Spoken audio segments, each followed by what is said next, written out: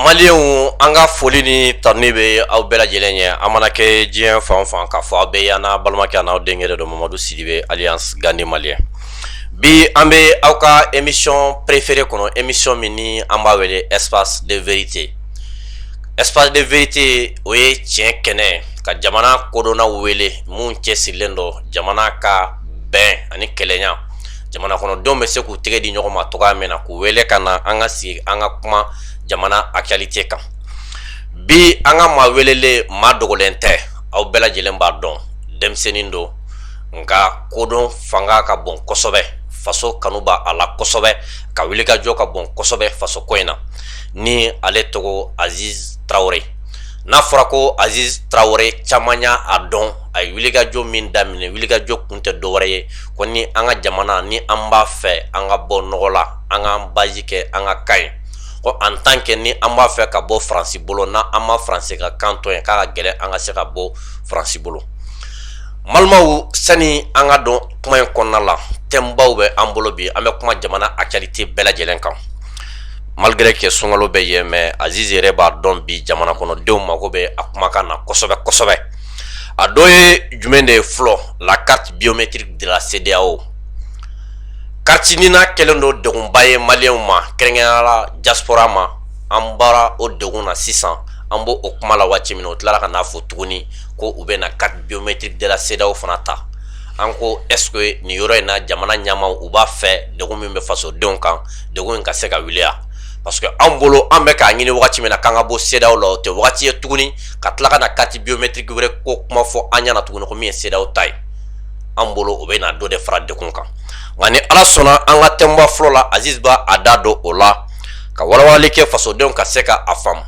ni an bɔra o yɔrɔ la l'armée monte en puissance an ka armée bɛ ka baara min kɛ terrain kan bi a dogolen tɛ fasoden si la armée ye kɛlɛkɛminɛn mun sɔrɔ a n'u yɛrɛ bɛ ka opération min kɛ Aziz bɛ na a da don o la fo ka taa se an ka wariko kuma ma mun bɛ k'a fɔ k'an ka bɔ CFA la k'an ka an ka wari créer an yɛrɛ ye an bɛ na an da don o fana la ni ala sɔnna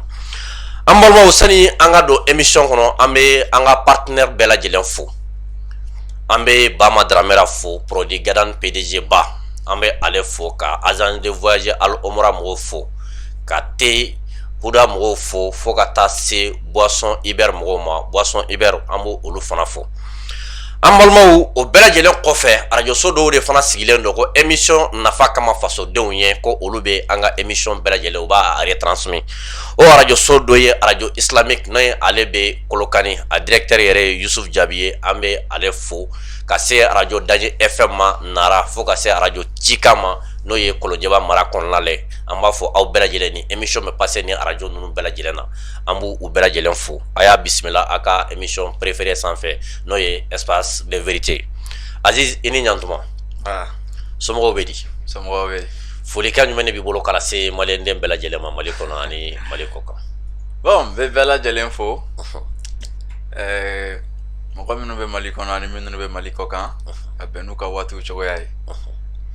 an ye wele a diyara n ye kosɛbɛ ko Asante Sara o kɔrɔ jumɛn Aziz o fana bamanankan de o ye anglais de non folisenw dɔrɔn don jamanaw ka folisenw d'accord an balimaw an b'a fɔ aw ye a ye kɛri bila kun ye min ye parce que an y'a fɔ aw ye émission in nafa ka bon kosɛbɛ a nafa fanba jamana kɔnɔdenw b'a bénéficier mais min ye Mali jugu ye n'o ye Faransi n'a a nɔfɛmɔgɔw ye olu bɛ k'a ye émission in a bɛ ka jouer Faransi kan kosɛbɛ u bɛ ka an ka émission ninnu caman signaler donc ni a ye kɛri bilali bɛ se ka kɛ sababu ye émission yɛrɛ a bɛ se ka protéger cogoya min na Aziz wagati min na jamana kɔnɔdenw bɛ wuli ka jɔ la k'a fɔ ko an ka carte nina k'an ka ba la ko ka sabu kɛ a degun fanga bonyana maliyɛndenw ma kosɛbɛ kɛrɛnkɛrɛnnenya la an ka diaspora a degun fanga bonyana dɔw ka baara tiɲɛna dɔw bɛ yen olu ma se ka na faso la dɔw nana faso la o tagali kɛra gɛlɛya ye ka sabu kɛ carte nina ko problème ye parce que tɛ se ka passeport ta tɔgɔ si la ni carte nina tɛ wagati min na o wulikajɔ fanga bonyana fasodenw fɛ jamana marabagaw nana ka na o hakili jagabɔ o tilara ka taa to u munumunu o ko an ma ka an bɛna dɔn carte biométrique CEDEAO fana la tuguni an bɛna dɔn carte biométrique CEDEAO la Aziz e bolo carte biométrique CEDEAO est ce que a bɛ se ka kɛ solution ye jamanadenw ma bi wa an bɛ degun min na a bɛ se ka kɛ solution ye wa voilà o ɲininkali diyara n ye bon ni bɛ fɛ ka fɛn falen kura la f'i k'a dɔn kɔrɔlen ka de kɔlɔlɔ tun ye jumɛn ye a yɔrɔ jumɛn de tun tiɲɛnen don u ye kun caman fɔ an ka carte nina ninnu bilali la k'a gɛlɛya bɛ tunkarankew kan a gɛlɛya b'u sɔrɔ ka da jumɛn kan kelen carte ninnu tɛ dilan yan n'a tun bɛ dilan yan Mali yɛrɛ tun b'a dilan k'a ka tunkarankew ta bɔ a la o tɛ i yɛrɛ de bolo tun bɛ k'a kan yɛrɛ b'a dilan k'i sago la u ko k'a bɛ to ka falsifier k'u bɛ to ka suɲɛ k'a kɛ tan hali an ka carte ninnu k'u b'u to k'olu falsifier sɔn k'olu yurugu mais n'i y'an ka cartes dilanbagaw lajɛ jɔn ninnu de don gouvernement baarakɛla kelenw tɛ hali a carte d'identité n'a bɛ n'o fana jɔyɔrɔ ta n ko policiers de b'o dilan ani gendarmes ni préfets b'a dɔw fɛnkɛ olu bɛɛ tɛ gouvernement baarakɛlaw ya k'a bɛ di ko mɔgɔ sugu bɛɛ b'a ta o fɛnɛ n'a ta cogo di u yɛrɛ t'a dilan u yɛrɛ ye o n ko bɛ n'a wari de di u ka dilan ka d'u ma donc ko in tɛ o ye et puis n'u tilala k'a fɔ tuguni k'an bɛna carte in falen a bɛ dilan France de o tɛ gɛlɛya kɛra a la o tɛ yan an bɛna don kura min na k'a bɛna carte d'identité jɔyɔrɔ ta ko kalata bɛ kɛ n'a ye ani a bɛ farafinna tilebin bolo jamanaw ka taa ni ka segin ko nɔgɔya o de tɛ CEDEAO ye o de CEDEAO ye CEDEAO tɛ dɔwɛrɛ ye o ECOWAS farafinna tilebin bolo jamanaw ka tɔn o dɔrɔn de ye CEDEAO ye o de la i b'a la o i t'a la o Mali dugukolo tɛna bɔ Côte d'Ivoire kɛrɛfɛ siga si t'o la ɲɛ b'a la voilà o carte min bɛna bɔ ne bɛ min fɔ u ɲɛna kelen fɔlɔ min ka jugu n'a bɛɛ ye o de la n bɛ ka kanko kuma fɔ mɔgɔw tɛ k'a faamu quoi mɔgɔw fɛ dɔrɔn ko ne ko dɔrɔn k'an ka kan ta dɔrɔn k'an k'an sigi de ko fɛn bɛɛ bɛ ɲɛnabɔ o tɛ se ka kɛ kan de bɛ fɛn in bɛɛ lajɛlen dun fɛn in bɛɛ bɛ kɛ kan de kɔnɔ a misali yɛrɛ ye jumɛn i delila ka bɔ militaire de kan yan ko Bobo tatɔ filɛ armée la n'i y'a ye i bɛ taa armée la f'i ka kuma fɔlɔ o tɛ voilà an bɛ fɛ ka bɔ France bolo o tɛ yan n'i bɛ fɛ ka bɔ mɔgɔ bolo a jateminɛ Mali ni France mun y'an gulon ɲɔgɔn na kan de ye Mali ni France don ɲɔgɔn na kan in de kama Mali coloniser len don o kan in de bɛ Mali kɛ colonie française fana ye o kan in de b'a to ni maliyɛnw bɛna kunnafoni fɛn fɔ Faransi b'a dɔn ka tɛmɛ maliyɛnw yɛrɛ kan donc Faransi kunna bɛ foni ka tɛmɛ maliyɛnw kan aw bɛna o carte kura min dilan aw bɛ tila tuguni cogo di aw bɛna o sigi faransɛ la k'a sɔrɔ foyi tɛna sɛbɛn a kan tɔgɔ jamu bangeyɔrɔ bangedon baara olu dɔrɔn de bɛna sɛbɛn a kan mais mun m'an bali k'olu sɛbɛn an ka kan na bamanankan o m'a fɔ ko Mali kura ok Mali kura bugulatigɛ sɛbɛn kura Mali kura tɛ bamanankan yan mais munna bugulatigɛ sɛbɛn ninnu kan u tɛna bamanankan bila a sanfɛ n'an bɛ fɛ k'a dɔn k'an ka ɲɛmɔgɔ ninnu ka Faransi gɛnko ko tiɲɛ don walima tapage kan don ka to fanga la a bɛ dɔn ninnu ko modèle ninnu de fɛ hali a tɛna mɛn le 21 a dɔ bɛna kɛ o jumɛn le 21 n'i ma fili ko CNT mɔgɔw bɛna Choguel wele o tɛ yan CNT tɛ Mali de kama ou a bɛ France de kama a bɛ Mali de kama malidenw de b'a kɔnɔ français tɛ yen an kan tɛ Faransi fɛ premier ministre yɛrɛ bɛ bɔ ka taa an dɛmɛ Faransi gɛnni na premier ministre k'a ka discours tɛ ni bamanankan na an ka lajɛ n'o kɛra kɔni kɛ tiɲɛ yɛrɛ la ni fasodenw ka ko don fasodenw b'a fɔ ni faso ko don a k'a fɔ faso kan na faso danfini min b'a la ko ne ko k'a ka kuma faso kan na n'o fɔra i b'a ye CNT mɔgɔ minnu bɛ yen a si tɛ français ye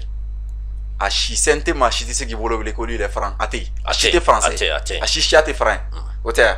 o fana ko ne ko k'u k'a fɔ k'u ka ci fɔ bamanankan na an ka ye ou bien ni Choguel tɛ se k'a fɔ bamanankan na a k'a fɔ kɔrɔbɔrɔkan na c'est comme ça hali y'a jateminɛ Sadio taara Turki kumana n'a ye u ka kan de la mais munna n'olu nana eux ne comprennent pas que kan kan ka kan ta munna o t'a faamu o de la n ko in ti mɔgɔ ko ye ko in ye taasira ko de ye donc carte ninnu sanfɛ u k'a sɛbɛn an ka kan u k'an ka kan sɛbɛn a kan n'u bɛna kunnafoni wɛrɛ fara kan dɔrɔn a ka kɛ anglais donc e b'a fɛ français yɛrɛ de ka to yen an ka français yɛrɛ de bɔ a la pewu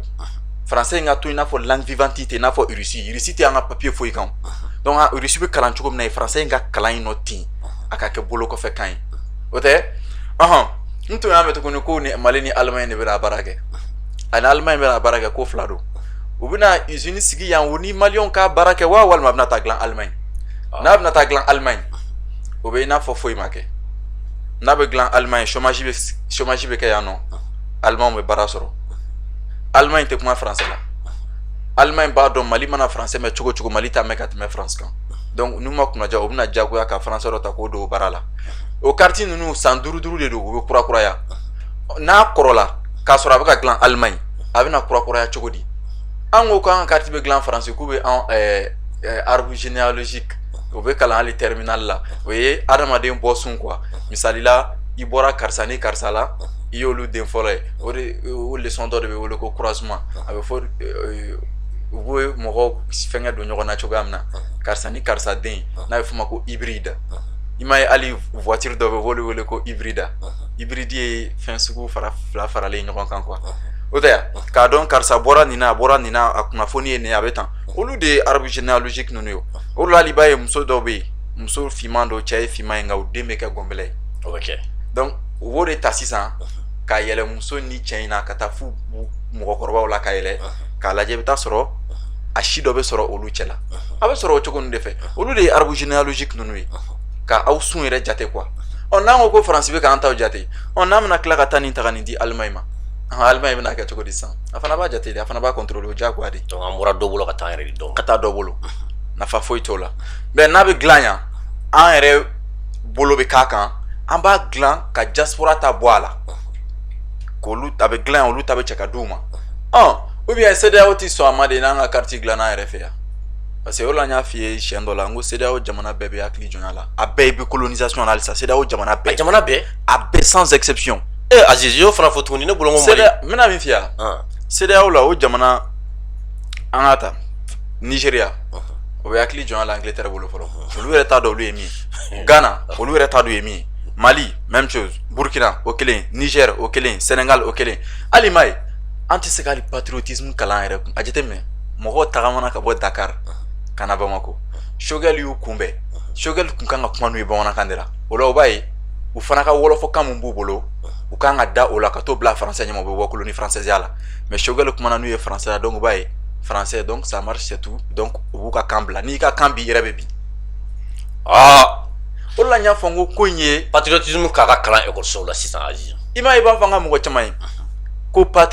patriotisme u t'a dɔn patriotisme ye min ye u kɔni minnu jɔ patriotisme c'est l'amour de sa patrie a banna patriotisme ye jumɛn ye patrie ye jumɛn ye a nana fa de fɛ père fa dugukolo donc faso kanu de ye patriotisme ye patriotisme tɛ kala maa si kun mathématique la a tɛ kala maa si kun physique chimie na voilà donc a kalanyɔrɔ de bɛ yen a bɛ daminɛ 9e de la o b'a sɔrɔ an ti français kan mɛ donc o bɛ kɛ fu ye mais n'an kɛra cadre ye an bɛ sɔrɔ k'a fɔ k'an bɛ patriotisme ko kuma fɔ non n'o tɛ cogo di aw ko k'aw bɛ indépendance nɔfɛ kan min y'aw coloniser aw bɛ ka kuma kɛ o kan na hali anw denw ka papiers u ka bange ni papier bɛ na français de la kabako dɔ Aziz o tɛ kabako ya kabako dɔ donc laɲini tɛ ko militaires ka bɔ fanga la ou bien u kana bɔ fanga la o ko tɛ quoi mais n'i bɛ fanga la i bɛ se ka min kɛ quoi u k'o kɛ ten donc carte in ta yɔrɔ la kelen ne b'a laɲini u ka dilan Mali yɛrɛ kɔnɔ yan jeunes ka baara sɔrɔ Choguel yɛrɛ o de fɔ Qatar ko n'an ka fɛnw bɛ dilan an fɛ yen k'an bɛ baara sɔrɔ kuma in tiɲɛ a k'o diyara n ye kosɛbɛ puis a fɔ bamanankan de la u yɛrɛ bɛ kan in mɛn ka ban ne t'a dɔn fɛn fɛn min k'u bali ka taa sɛbɛn constitution na papier filɛ ACI 2000 la mais est ce que Faransi ɲɛsiranya de dɔn aw bɛ jumɛn de dɔn parce que mɔgɔw tɛ se ka nin de faamu quoi o de la ne b'a ye quoi ni an ka mɔgɔ ninnu b'u ka fɛnw kɛ u b'u u yɛrɛ kungo gɛlɛya la ni Faransi ye ten ka sɔrɔ a ma s'o ma yɛrɛ i bɛ bɔ Faransi bolo ka sɔrɔ hali m'a fɔ a ye e m'a ye hali kɔsa in na ɲɛ b'a la Nations Unies ɲɛmɔgɔ o ye Mali kulunjɛ n'o ye ka Mali féliciter ko a bɛ ka baara min kɛ k'a ɲɛna kosɛbɛ ko attaques dɔgɔyara mais Faransi bɛ ka Mali tɔ coro yen nɔ mun na Faransi bɛ diɲɛ bɛɛ bila Mali la parce que Mali bɛ Faransi ka tɔn de la o de ye francophonie ye o de ye langue yɔrɔ ye donc faut que an ka bɔ francophonie de la pour que an ka dilan France la pewu o langue dɔrɔn kama Mali bɛ se ka problème créer Faransi kunna cogo di mais i bɛ taa sɔrɔ a la si min nana o tɛ yɔrɔ ninnu dɔn a la mun na parce que un militaire tient un ingénieur militaire tɛ chercheur ye i y'a ye cogo di ni Mali ko san ko bon ale bɔra francophonie na a y'a ka mais u bɛ ka kuma kan min na tan dɛ k'u ko don français nɔ la dɔrɔn a banna o y'an bɔlen a francophone ko la ka taa sɛbɛn papier kan maa si tɛ sa maa si ka daladun tɛ tigɛ a tɛ foyi kɛ mɔgɔ la article 25 la le français est la langue d'expression officielle u k'o yɔrɔnin dɔrɔn ka français pousser kɔfɛ dɔn dɔrɔn k'an ka langue dɔ don hali n'u y'a kɛ filakan ye o tɛ yan ni Mali y'o kɛ dɔrɔn i b'a ye Niger b'a kɛ Burkina b'a kɛ Côte d'Ivoire olu bɛɛ bɛ bɔ francophonie na n'olu bɛɛ bɔra la dɔrɔn directement n'i ka langue falen dɔrɔn i ka wari bɛ changer o yɔrɔnin bɛɛ n'an tilala an bɛna don o la donc i b'a ye o jamana ninnu bɛ bɔ Faransi bolo Faransi fana bɛ fɛ ka yan a bɛ siran o de ɲɛ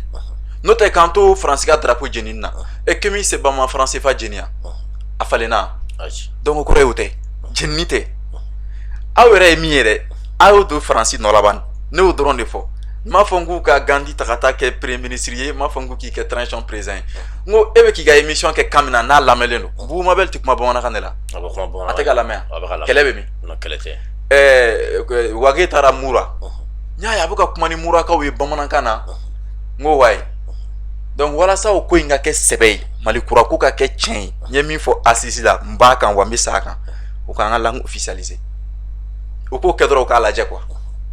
non siga tɛ langue ko in na Aziz même Mali kɔnɔ bi émission min bɛ kɛ bamanankan na ani émission min bɛ kɛ tubabukan na o audience ka jan ɲɔgɔn na kojugu parce que o si t'a jate bɛɛ b'o dɔn quoi émission min bɛ kɛ bamanankan na ani i ka émission kɛ tubabukan na audience tɛ kelen quoi différence ba bɛ yen quoi. o de la quoi oui mɔgɔ caman b'a fɔ ko k'an bɛ kuma minnu fɔ ko n'i ye anw si sanga lajɛ hali dialogue inclusif la o y'o fɔ ne ye ko ne bɛna fɔ ne ye kuma Mali ko ko ne ɲɔgɔnna denmisɛnnin parce que u m'a faamuya quoi ne bɛ fɛn min bɛ ka kɛ dɛ fɛn minnu bɛ tubabukan na dɛ foyi tɛ mun k'olu caman de fɔ bamanankan na mɔgɔw bɛ ka faamuya o dɔrɔn pe de don o de la ne ko walasa an ka ɲɔgɔn minɛ mais u b'a fɔ ko maliyɛnw ka ɲɔgɔn minɛ Ala ka Mali suma a bɛ tan i ka jamana bɛ ci Ala ɲɛna tɛ kuma nin ti Ala ko ye Ala m'a fɔ k'an ka français kɛ langue officielle o est ce que Ala de ko k'an k'an denw don français kalan na ayi Dieu n'a dit ça à personne wa Ala tɛ hakili d'i ma ka tila ka hakili labaara i nɔ la o fana tɛ kɛ yirisiw sɔrɔla niet o tɛ kɛ i yɛrɛ de b'i hakili labaara k'a dɔn nin tɔɔrɔ de bɛ ne kan nin tɔɔrɔ bɛ wuli cogo di bon o ye ɲɛɲininikɛlaw nafa de o de la tubabuw bɛ kulonkɛ kɛ fɛn bɛɛ la fo ɲɛɲinini o de la i b'a ye tubabu jamana fɛn fɛn puissance militaire ye a ka école bɛ tak tak o de la n y'a fɔ n ko fɛn in bɛɛ ye kalanko de ye peut-être n'an sera ɲɛfɛ an bɛna kuma. mais Aziz dɔw bɛ k'a fɔ fana k'a fɔ k'i bɛ ka langue ko kuma min fɔ est ce que k'an ka fɛn bɛɛ lajɛlen bɛ se ka traduit bamanankan na comme il faut fasodenw k'a faamu. diyara n ye kosɛbɛ. oui o kan tɛ diɲɛ kɔnɔ ko dala minɛlen tɛ kan min na fɛnw bɛ traduit o de la fɛn tɔgɔ da cogo fila de bɛ yen n'i bɛ fɛn tɔgɔ da i bɛ misali la n bɛ taa armée la drone oh drone n'i ko ko drone ye mun b'a fɔ oh drone c'est un petit avion sans pilote c'est faux ce n'est pas ça la définition de drone o tɛ drone fɛn ka o drone ye anglais de maintenant drone yɛrɛ kɔrɔ fo bourdon français y'a dala minɛ ten de ni liden bɛ tɛmɛ e kunna a bɛ mankanni bɔ fun o ladege dɛ o de kɔrɔ ye ko drone donc a bɛ i n'a fɔ liden ladege o de ye drone ye walasa a ka pan u bɛ hélice fitinin k'a la o kamani ninnu bɛ fɔ ɲɔgɔn kunna ten n'i ye hélicew tile ɲɔgɔn ma a bɛ munumunu fɛn tɔgɔ ti pan mais n'i y'u fɔ ɲɔgɔn kan a bɛ yɛlɛ fiɲɛ kan n ko de b'a to avion ninnu bɛ yɛlɛ sanfɛ bon o formule bɛɛ bɛ yen o kalan b'ali Mali université la yan nɔ mais a tɛ ka se ka nafa ɲɛ parce que an ta y'a kan kalanni de mais a kɔrɔ ye min ye an t'o dɔn misali la nɛgɛso tubabuw ye nana ni nɛgɛso ye farafinw ye an y'a ye an bɛ yɛlɛ so de kan mais nin ye nɛgɛ de ye donc o y'a kɛ nɛgɛso ye so nɛgɛlaman quoi nɛgɛso a dala minɛna ten n'i ye mɔgɔ minnu ye marines ye n'u bɛ sous-marin ninnu batonba ninnu kɔnɔ olu ka ɲɛmɔgɔ u t'u wele ko amiral la amiral bɛ Russie la mais amiral tɛ Russie kan ye français tɛ anglais tɛ n ko amiral ye arabukan de amir ça veut dire chef. Amir oui. Oto ya. Oto lu ka kana. Mais eso y'u banga walikan ta u ka kana. Ayi. Walikan b'u ka kana eso y'u bali k'u ka kan to ya. Irisi b'a fɔ arajo ma ko arajo. Mais français fana filɛ. An bɛ k'a fɔ k'an bɛ ka français kalan an bɛ k'an yɛrɛ nɛgɛ. An bɛ ka latin binnen de kalan ni allemand ni anglais ni olu kan ninnu de don. Olu dɔrɔn de don. Donc an ka fɛn on n'a même pas besoin k'a bɛɛ traduit. Misali la o don n ye Kasoge ka kuma lamɛn wari tɛ min ka bamanankan na Kasoge kuma na hali n'a sɔrɔ français kelen b'a la mais ni mɔgɔ 100 y'a lamɛn i bɛ taa sɔrɔ 80 b'a faamu o tɛ mais n'a tun y'a fɔ français la ni 100 y'a lamɛn i bɛ taa sɔrɔ 10 de b'a faamuya 10 dɔw t'a lamɛn yɛrɛ ni ne yɛrɛ bɛnna n'Asimi ka discours ye tuma dɔ la n'a ye français la ne b'a latɛmɛ parce que ne tɛ n yɛrɛ bila tubabukan mɛnnaw fɛ bilen quoi bɛn yɛrɛ bila mɔgɔ min tɛ tubabukan mɛn donc nin kɔrɔ ni e t'a la o de la maliyɛn dɔ ye ne wele ka bɔ Espagne ko espagnolkɛ dɔ k'ale ma k'a bɛ ko saga munna k'e ka jamana bɛ marala kan min na k'e t'o kan mɛn k'e se bɛ yen o de la ne y'a fɔ don dɔ la n tɛmɛlen yan n ko n'i tɛ yen i ka kan tɛ i ka sariya la o kɔrɔ ye i tɛ yen o de la an bɛ nin bɛɛ kɛ ni a bɛ kɛ i n'a fɔ a ma deli ka kɛ donc an mago tɛ ka fɛn bɛɛ traduit n'o tɛ a bɛɛ bɛ sɔrɔ a bɛɛ. Donc an bɛ taa n'a ye dɔɔni de an bɛ bamanankan in ta français sogi ne bɛ k'a kɔnɔ an bɛ taa n'a ye ten dɔɔni Mali in filɛ Mali jɔnjɔn a bɛ bamanankan na mais munna hali sini Mali palais la Mali min bɛ fɛ ka bɔ France bolo Asimi min u bɛ a fɔ ko Asimi min bɛna maliyɛnw ɲɛ yɛlɛ ka farafinna ɲɛ yɛlɛ Asimi m'a kɛ fɔlɔ a m'a kɛ fɔlɔ dɛ u b'a sira de kan maa kɛ fɔlɔ hali a pa kelen a m'a ta fɔlɔ a pa belebeleba fɔlɔ ye jumɛn ye fɔlɔ kan Rwanda mi ban français la k'i to français kan Algérie mi ban k'i to français kan Indonésie ma bɔ Hollande bolo k'i to français kan i y'a ye u bɛɛ y'u ka kan de ta fɔlɔ ka sɔrɔ a bɔ France bolo Inde y'i bɔ Angleterre bolo ka to a ka kan de kan Iran b'a ka kan de kan an bɛ ka taa drone minnu san ko drone baya t'u kɔ a la kɔrɔ b'u bɛɛ la an bɛ tila ka s'a ma Turquie bɛ baara k'a ka kan de la donc ninnu k'u ka kan ta fɔlɔ wa c'est comme i yɛrɛ ne yɛrɛ de ye nin ye fɔlɔ quoi an k'o kɛ fɔlɔ quoi an tɛ yen Mali drapeau bɛ yɛlɛ halisa palais la française la o kɔrɔ an bɛ taa min o Mali kurakɔrɔ bɛ min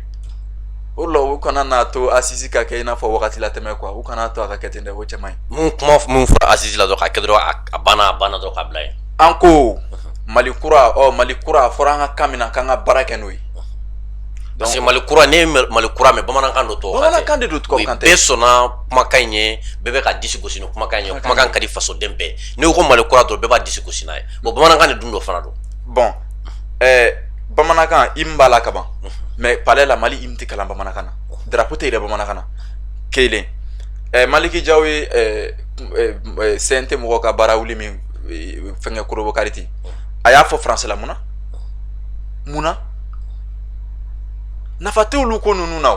o de la i b'a ye faiblesse d'infériorité bɛ complexe d'infériorité a bɛ farafinna de quoi parce que farafin bɛ lamɔ ni tubabuya taasira de ye donc a bɛ tigɛ a yɛrɛ la. k'a yira ko tubabu ka wusa ni an ye u ka bon u ka kodɔn ka bon n'an ta ye. a lajɛ don kibaru hali sini o de la n y'a fɔ Assisi la n ko kan min ye Mali kɔrɔ ci o kan kelen bɛna kɛ ka Mali kura dilan o tɛ se ka kɛ o kɔrɔ ye Mali kura mɔgɔw bɛ kɛ nkalon kan o la kɛ journal ma se ka yɛlɛma halisa ka na bamanankan na halisa ka bamanankan journal bila min bɛ kɛ tilegan fɛ bamanankan na k'o bila 20h la dɔrɔn 21h u ka français ta tugu a la o ma se k'o kɛ français de bɛ n'o kan yan RFI tagali de bɛ n'o kɛ yan Putin de bɛ n'a fɔ k'an ka kan ta Mao Zedong tɛ n'a fɔ olu yɛrɛ mɔgɔ si tɛna nin kuma ninnu fɔ an ye an yɛrɛ de kan ka dɔn an kan ka min kɛ i y'a ye donc an ka taa officialiser fɔlɔ an ka sariya la an ka sɔrɔ ka wuli k'an bɛ souveraineté ko kuma fɔ n'o tɛ Mali souverain a bɛ san non a bɛɛ ye tapage a bɛɛ ye tubabukan de ye ten ka tɛmɛ n'o tɛ tiɲɛ tɛ. d'accord Aziz bi n'a fɔra k'a fɔ ko e ka solution di Mali marabagaw ma carte biométrique ko la pour que a degun bɛ se ka dɔgɔya pour que ka thème conclure e bɛ se ka mun de fɔ kelen u ka carte biométrique u ka dilan yan u yɛrɛ kana wele bilen ko carte biométrique u k'a fɔ dɔrɔn biométrique card u k'a fɔ anglais la quoi parce que n'i yɛrɛ de bɛ fɛ ka bɔ mɔgɔ bolo quoi f'i ka se ka ko caman kɛ donc a ka dilan Mali la Malien jeunes bɛ baara sɔrɔ chômage kɛlɛli tɛ k'an bɛna sigi ka émission k'a la journal de 20h la ka na fɔ dɔrɔn la lutte contre le chômage o tɛ chômage kɛlɛ koyi bɛɛ fɛ ka taa Makan o tɛ mɔgɔ la taa Makan dɛ i bɛ Makan taga sira ta de siraw de ta hakilinaw n'a kɛwale voilà o de la ma ye an ka cadre bɛ ka kuma de quoi mais o tɛ ka action poser u bɛ ka action ba poser yɔrɔ min na o ye armée ye o yɔrɔ ka ɲi kosɛbɛ an bɛ tila musow ma non yen kɔni o tɛ sɔsɔ wa an ye min laɲini o de bɛ ka kɛ yen nɔ an bɛ tila ka s'a ma d'accord donc u ka usine sigi yan jeunes ka baara sɔrɔ an ka dilan min kan ka dilan ka taa Gabon o bɛ dilan ka taa yen min kan ka taa France o bɛ taa yen min kan ka taa Côte d'Ivoire o bɛ taa yen a bɛ kɛ ten de fa n'o taara ɲɛfɛ i bɛ na ye f'u bɛna usine ninnu dɔw sigi région ninnu kɔnɔ walasa an ka papier ko ka nɔgɔya an yɛrɛ bolo voilà donc ne bɛ se ka o de d'u ma ni u k'a sɛbɛn an ka kan na misali la n'u bɛ fɛ n'an ka carte bɔra an ka taa Ghana a ka lakodɔn a y'a sɛbɛn tɔgɔ a bɛ a bila bolo kɔnɔ name jamu last name voilà u k'a kɛ ten quoi n'o tɛ a lajɛ Ghana bɛ CEDEAO la Côte d'Ivoire bɛ CEDEAO la donc u tɛ ɲɔgɔn ka kan fɔ donc n b'o yɔrɔ ɲɛfɔ mɔgɔ ye k'a fɔ ko CEDEAO ko fana ni kan ko tɛ ɲɔgɔn ɲɛ sira la ɲɛ b'a la. an bɛ se ka to CEDEAO la mais an b'an ka kan ta an b'an ka kan ta ka tila k'i ka wari ta a jateminɛ Mali fana ni Ghana bɛ CEDEAO la mu tɛ wari kelen dun ayi an tɛ wari kelen dun an tɛ kan kelen fɔ an ni Nigéria bɛ CEDEAO la an tɛ wari kelen dun an tɛ kan kelen fɔ Nigéria fana ni Ghana bɛ CEDEAO la u bɛ kan kelen fɔ nka u tɛ wari kelen dun ɲɛ b'a la donc CEDEAO ye dɔrɔn an ka dugukolow sigi cogo ɲɔgɔn kɛrɛfɛ o bannen UEMOA ye mɔgɔ minnu bi France CFA in kan UEMOA ye olu de n'an y'an ka wari i ma ye Laginɛ tɛ UEMOA la n'an y'an ka wari ta sisan an bɛ bɔ a la c'est comme n'i ka kan ta o i bɔlen francophone na o ye automatique de i n'a fɔ ni maa min tɛ diɲɛ kɔnɔ i bɛ lahara point barre n'i ti cɛ ye dɔrɔn i ye muso ye donc n'i y'i ka kan ta o i bɔlen a francophone na n'i y'i ka wari ta i bɔra UEMOA la ko in bɛ ten de i ɲɛ b'a la mais a tɛ ni man tɛ ne tɛ nin gɛlɛya yɔrɔ yɛrɛ la yɛrɛ voilà donc u k'an ka kan sɛbɛn carte ninnu kan u kana dilan ni di jamana si ma bilen jamana wɛrɛ k'a contrôler u ka to k'an ka wari cɛ ka bɔ ka taa d'o ma u k'o dabila o wari min bɛna taa kɔ kan u k'a di jeunes ma yan nɔ jeunes ka baara sɔrɔ voilà. D'accord. An balimaw nin b'a to an bɛ don an ka deuxième thème kɔnɔna la. Deuxième thème bɛ n'a boli jumɛn de kan o ye an ka wariko kuma ye. Aw kɛra mɔgɔ caman ye mun ye an wele k'a fɔ an ɲɛna ko il est temps maintenant an ka se ka an da don wariko kuma yɛrɛ yɛrɛ la pour que an bɛ se ka bɔ CFA la cogoya min na parce que jamana kɔnɔdenw bɛ ka fɛn caman laɲini bi an y'o de fɔ aw ɲɛna min bɛ aw ni ɲɔgɔn cɛ layidu la o ye faso joli sira de ye. Carte biométrique ko n ye n da don a la parce que mɔgɔ caman ye wele carte biométrique ko in kuma la kosɛbɛ k'a yira jamana marabagaw la carte biométrique kɔni kɛ n'a y'a hakilina ta a bɛ bolo min kan bi an bɔra degun dɔ kɔnɔ an bɛna don degun dɔ kɔnɔ a tɛna na se ka jamana kɔnɔdenw arranger cogo si la an b'o fɔ jamana marabagaw ɲɛna ni an bɔra o yɔrɔ la Aziz an bɛna an da don an ka wariko kuma la jamana kɔnɔden fanba ka laɲini dɔ bi k'a fɔ tiɲɛ yɛrɛ la k'an ka bɔ CFA yɛrɛ la pewu ko k'an ka wari créer an yɛrɛ ye Aziz e bolo bi ni an bɔra n'an y'an ka wari créer an yɛrɛ ye est-ce que o b'a to an bɛna se an yɛrɛ kɔrɔ wa fo ka tɛmɛ an bɛ se fo ka tɛmɛ Aziz n bɛ min f'i ye quoi Mali ye fantan jamana yɛrɛ kana u y'o don an kun ma de an bɛ s'a bɛɛ ma i b'a dɔn quoi jamana ko la jamana ko la mɔgɔw tɛ ɲɔgɔn sɔsɔ yɔrɔ minnu kan ka caya a kan ka baara kɛ n'o de ye quoi siga t'o la jama fanba bɛnnen don min yɔrɔ min kan an ka baara kɛ a ye baara kɛ n'o ye mais mɔgɔw bɛ ɲɔgɔn sama yɔrɔ min kan hali naza la a bɛ fɔ olu yɔrɔ de ma ko affaire classée u b'olu classé ɲɛɲinini bɛ kɛ o kan fɔlɔ parce que a ma ɲɛdɔn i n'a fɔ a misali dɔ kɛra Inde sanji dɔ delila ka na a sanji tun ye bilenman ye u m'o ɲɛdɔn u y'o kɛ affaire classée donc u bɛ k'o ɲɛɲini i y'a ye voilà wari o tɛ sɔsɔ yɛrɛ wari ta tɛ hali munumunu an yɛrɛ tɛ k'a fɔ nin ye ko wari ya kan tɛ yan kan don n ko wari ye arabukan de an nana arabukan de fɛ mais a mɛnna bamanankan na min kɛ an y'a ta sɔn kɛra a ma an ka sɔn k'an to français in kan an ye colonie française ye wari min bɛ yen faransi ka jɔn jamana ninnu kama a bɛ f'o ma ko franc CFA franc de colonie française d'Afrique faransi ka farafinna jɔn jamanaw ka wari Choguel b'a kɔrɔ dɔn Assimi b'a kɔrɔ dɔn e b'a kɔrɔ dɔn ne b'a kɔrɔ dɔn Dawuda b'a kɔrɔ dɔn Boubou Mabel sɔrɔla Dawuda b'a kɔrɔ dɔn Ibousi b'a kɔrɔ dɔn maliyɛnw kilan bɛɛ b'a kɔrɔ dɔn o tɛ yan mais an bɛ ka sara ni o ye o wari kelen in kama an bɛ k'an ka jamana janfa i ɲɛ b'a la a bɛ dilan min Chamalières fa usine tun yɔrɔ dɔ tun jenina Faransi i y'a ye et puis jamana joli jamana 14 de ka nafolo ko bɛ France bolo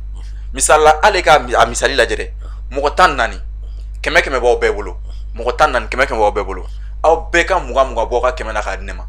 ne ka wari bɛ caya n'aw bɛɛ ta ye kelen kelen mɔgɔ 14 kɛmɛ b'aw bɛɛ bolo aw bɛɛ ye 20 di ne ma ne kelen ka wari bɛ caya n'aw bɛɛ ta ye kelen kelen siga t'a la parce que mɔgɔ 10 yɛrɛ 20 o tɛ 100 ya mɔgɔ 14 donc a bɛ 100 ani 80 donc ni e ye 20 b'i ta la e ta ye 80 ne ta ye 100 ni 80 donc ne bɛ ka wari bɛ caya n'i ta ye Faransi ni colonie française bɛ ten de colonie française bɛ mini min b'u kun dɔn k'a di Faransi ma o bɛ Faransi kɛ puissance ye ka tɛmɛ colonie française kelen-kelenna bɛɛ kan i b'a dɔn o ye hakilina min ye a ye fɔ o ma ko composite matter quantum mechanics mécanique quantique la i bɛ fɛn kelen ta a kelen i b'a kɔnɔna lajɛ i bɛ taa sɔrɔ fɛn baden b'a kɔnɔ misali la n'i ko sisan ko boisson case kelen boisson den 12 b'a kɔnɔ o de la ni ne kumana i ka plateau kan san tak i bɛ taa sɔrɔ mɔgɔ bayirika b'a lamɛn donc a bɛ don mɔgɔ bayirika kun na kan na o bɛ kan min mɛn kunnafoni bɛ teliya o de la dɔ ye n ɲininka ko ne ka ci teliya la cogo di n ko ne ka hakilina de don n b'a dɔn n bɛ se k'a labɔ cogo min na o tɛ yan voilà n'an y'an ka langue falen k'an ka bamanankan ta kelen o de bɛna sɛbɛn an ka wari kan donc an bɛ diyagoya ka wari falen i ɲɛ b'a la i ma ye an ka wari kan fila de bɛ ɲɔgɔn sɔrɔ yen français bamanankan n'an ko n b'a ye f'u b'a don ɲɔgɔn kunna ko 1,000,000 ko ye 200,000 o kuma tɛ tiɲɛ ye 200,000 ye 200,000 de an b'a fɔ min ma ko 40,000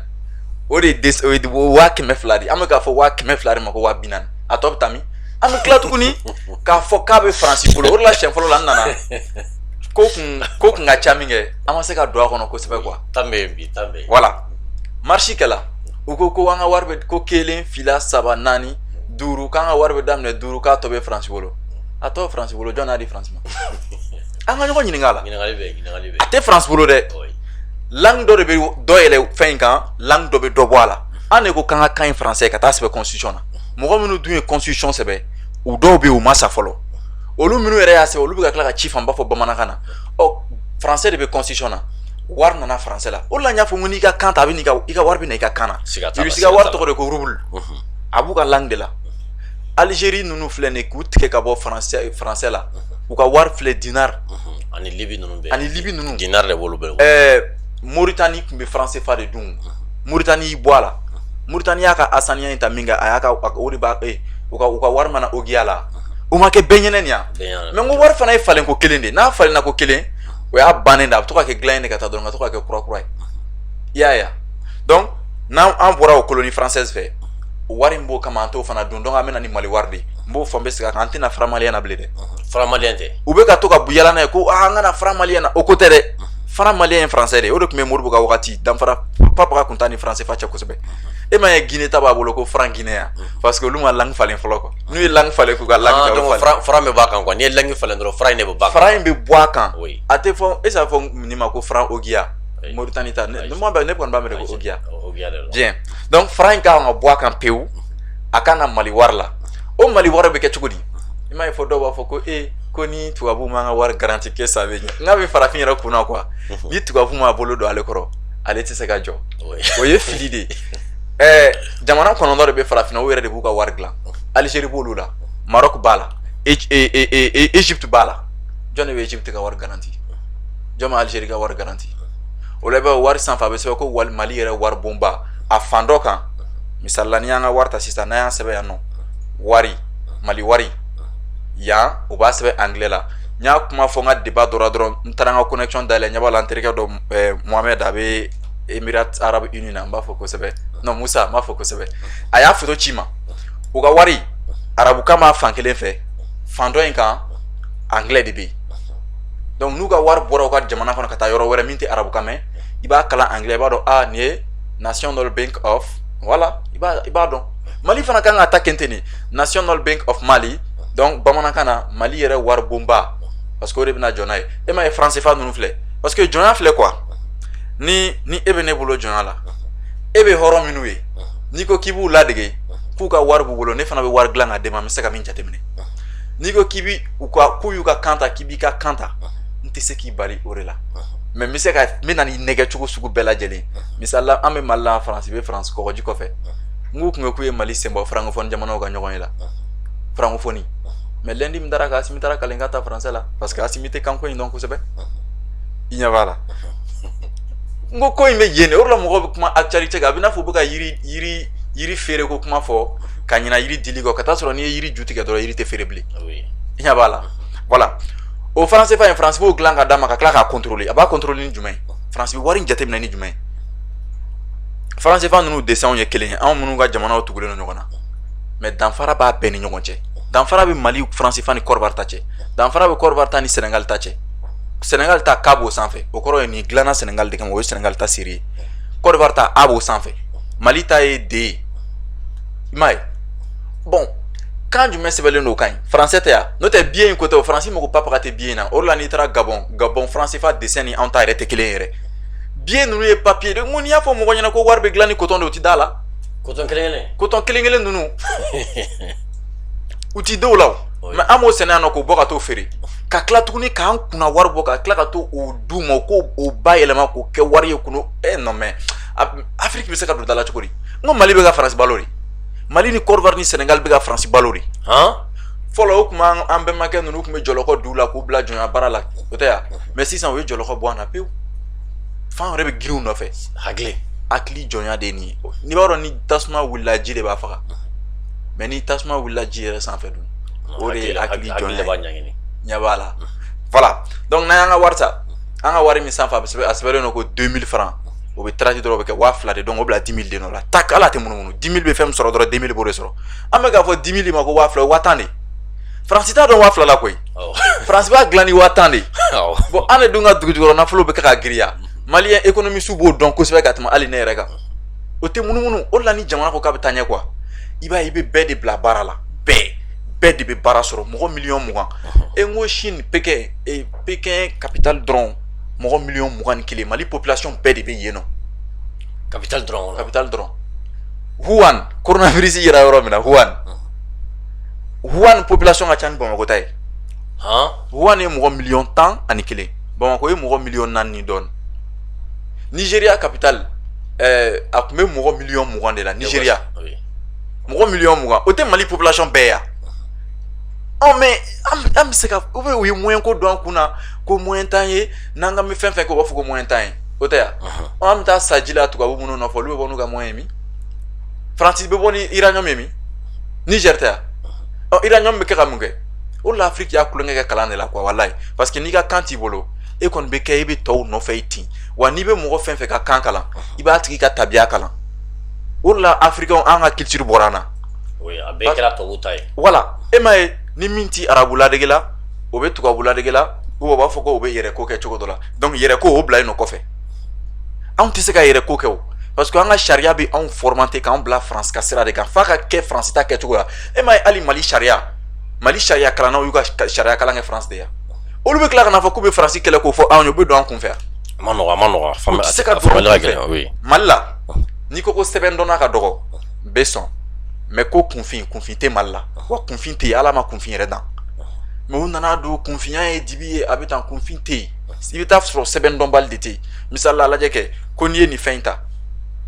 k'a fari lajɛ a sumalen don ko n'i y'a bila tasuma na k'a bɛ kalaya o tɛ calorimétrie ya mais mun u bɛ ka t'o fɔ an ye tubabukan na denmisɛnninw b'o durusi ka zoro sɔrɔ an b'a fɔ ko gravurien tubabukan u tɛ ka taa misi tɔgɔ fɔ an ye tubabukan na misi tɔgɔ tɛ an ka kan na f'i bɛ wagati caman kɛ i bɛ ɲinɛ tɔ in kɔ voilà bon k'i to sisan k'a kalan walikan na a bɛ k'i kɔnɔ i n'a fɔ e bɔra maa min na olu ma baara kɛ quoi a bɛ d'i ma examen i bɛ tila ka taa zoro sɔrɔ a la u tila ka taa zoro sɔrɔ mais n'a nana i ka kan na e m'a ye tubabu ninnu fɛ yen redoubler ka suma u bɛ baara k'u ka kan na o de la n bɛ nin yɔrɔ ɲɛfɔ ko k'u ye bugɔli bɔ ekɔli la k'o de ye ekɔli tiɲɛ la munna u ye bugɔli bɔ ekɔli la ko tubabudenw tɛ bugɔ parce que tubabudenw bɛ baara kɛ olu ka kan de la i ɲɛ b'a la a faamuyali ka nɔgɔn voilà donc wari kelen Mali ka n'i jigi da kan ko mɔgɔ wɛrɛ ka garanti la u k'o bɔ a la Chine dɛ Russie dɛ mɔgɔ si t'olu ka wari garanti u ye u yɛrɛ de y'a garanti et puis Mali ka misali tali dabila colonie kan colonie wɛrɛ kan quoi n'a bɛ fɛ ka bɔ jɔnya la c'est comme Côte d'Ivoire an kana misali ta Côte d'Ivoire kan an kana ta Sénégal kan an kana ta Burkina kan an ka misali ta jamanaw kan i n'a fɔ Chine Russie Rwanda olu taara cogo min na n ko Corée du Nord président Kim Jong-un n'a y'i ɲɛma d'Amérique de fɛ ka développer ala ka cortège présidentiel cortège in bɛ tugu a kɔ a y'o ye américain ka président dɔ de la ko fo ale fana ta ka kɛ ten mais tellement k'a y'i ɲɛma d'Amérique fɛ ka kɛlɛ ala ka kɛlɛ ala f'a ye missile ni fɛnw dilan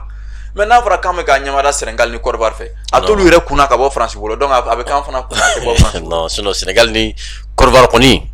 ɲɛ bɛ ko la ka taa sɔrɔ Sénégal ka wɔlɔfɔkan b'a bolo kosɛbɛ ka tɛmɛ jamana caman kan mais ka wɔlɔfɔkan in sɛbɛn constitution na dɔrɔn ka taa sɛbɛn papier sanfɛ dɔrɔn de bɛ ka ɲini ten hali Asimi ninnu bɛ k'o de ɲini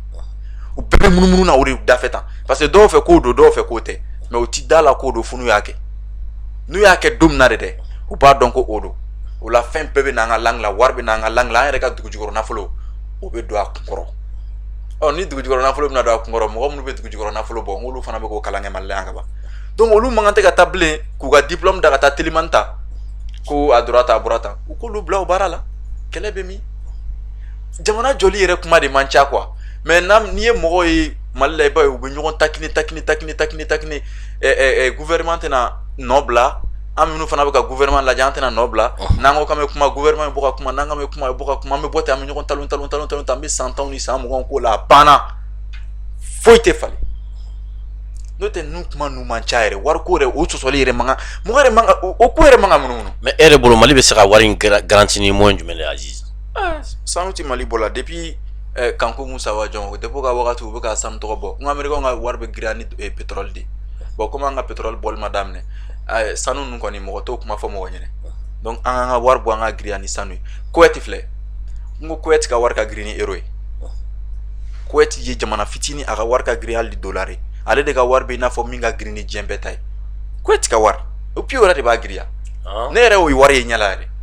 et puis o wari fana sanfɛ u ka kan de b'a kan ka tila ka anglais sɛbɛn a fan dɔ kan Rwanda ka wari sanfɛ u ka kan de b'a kan ka tila ka anglais sɛbɛn a fan dɔ kan Rwanda kelen kelen mais n ko wari dilan usine bɛ i n'a fɔ safunɛ dilan usine u bɛ wari koli tan a baden de bɛ bɔ machine b'a tigɛ k'a tigɛ ka to k'a pousser 2021 na Japon y'a ta yɔrɔ dɔw lajɛ k'olu bɛ ka briller cogo sugu dɔ la k'u bɛ n'o falen u ta d'u ka wari ye wari dilan machine a usine de bɛ yen mais an ka kunnafoni sɔrɔta de ka dɔgɔ parce que an y'an kulonkɛ kɛ kalan na kalanso la ni 100 fɔra an ɲɛna i bɛ taa sɔrɔ an bɛ 10 de faamuya tɔ bɛɛ bɛ kɛ fu ye parce que an tɛ kan mɛn maintenant baara kan ka kan na ni 100 fɔra an ɲɛ an bɛ 90 faamuya donc an bɛ se ka baara kɛ an hakili bɛ bɔ yen o de la a tɛ farafin caman kunna yɛrɛ k'an bɛ se k'an ka wariw dilan ka taa sɔrɔ Algérie filɛ an kɛrɛfɛ a b'a ka wari dilan mais Asimi ninnu ma se ka misali ta kan kana fɛn dɔn sa tiɲɛ don mais karisa y'a kɛ karisa e ye nin kɛ cogo di